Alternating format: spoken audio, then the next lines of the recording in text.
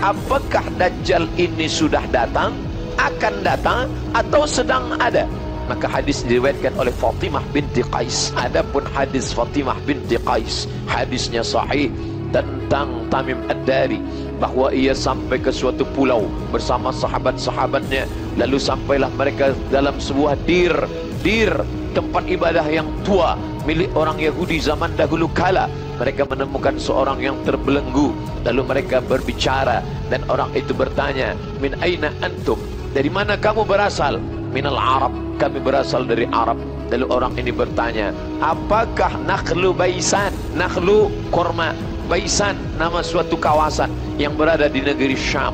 Bila disebut kata Syam, sekarang menjadi 4 negara: Jordan, Suriah, Lebanon, Palestin. Li'ila fi Quraisy, perjalanan orang Quraisy. Ila fihim rihlata syita was-saif, perjalanan syita musim sejuk, saif musim panas. Makkah di tengah, Yaman di bawah, Syam di atas. Inilah perjalanan bisnis mereka. Pada masa musim sejuk mereka pergi ke Yaman, pada masa musim panas mereka pergi ke Syam, Yaman, Saudi Arabia, Jordan, Palestin, Suriah, Lebanon. Perjalanan Nabi Muhammad sallallahu alaihi wasallam. Begitu juga perjalanan datuk-datuknya, perjalanan Muhammad, Abdullah, Abdul Muttalib, Hashim, Abdi Manaf, Qusay. Mereka melakukan perjalanan panjang 6 bulan ke bawah, 6 bulan ke atas. Pada masa musim haji mereka berkumpul di Baitullah. Dalam perjalanan panjang ke Yaman itu, sekelompok orang ini bertemu dengan makhluk yang bertanya, dari mana kamu berasal? Kami datang dari Jazirah Arab. Apakah Nakhlu Baisan masih berbuah? Maka mereka menjawab, ya, Nakhlu Baisan masih berbuah. Sampai masanya nanti Nakhlu Baisan, buah korma yang ada di negeri Baisan, akan mengering. Di saat itulah Dajjal tak lama akan keluar. Apakah hari ini Nakhlu Baisan masih berbuah? Masya Allah, tabarakallah, wal'iyadzubillah.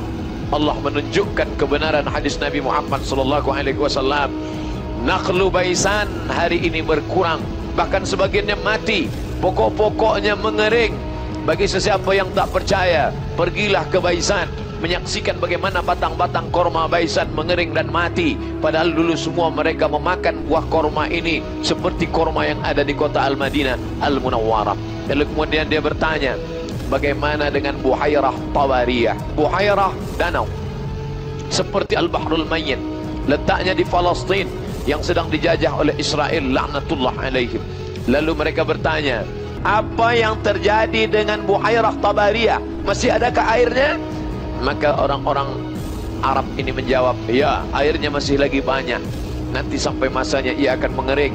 Saat itulah Dajjal akan keluar. Subhanallah, Masya Allah, hari ini terjadi kekeringan yang luar biasa. Persediaan air Israel diantaranya adalah dari Buhairah Tawariyah, Danau Tiberias, dan itu sekarang sedang mengalami kekeringan yang luar biasa.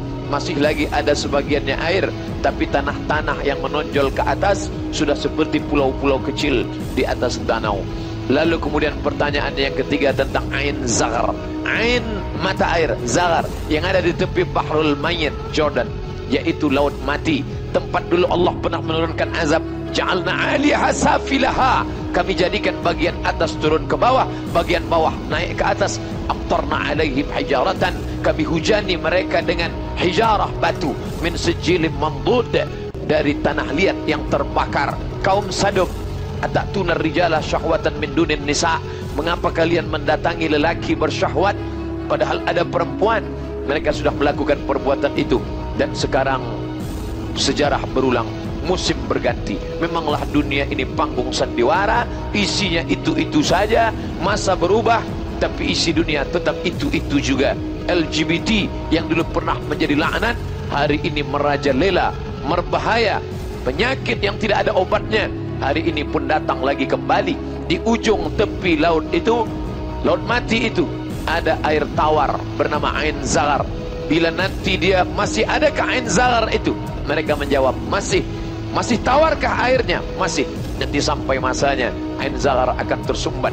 Dan hari ini terbukti 3 tanda yang ada dalam hadis riwayat Fatimah binti Qais terbukti dengan nyata. Dibahas oleh para ulama Tidak hanya pada ulama yang alim dalam masalah Quran Sunnah, tapi juga alim saintifik, mengerti tentang arkeologi, mengerti tentang astronomik.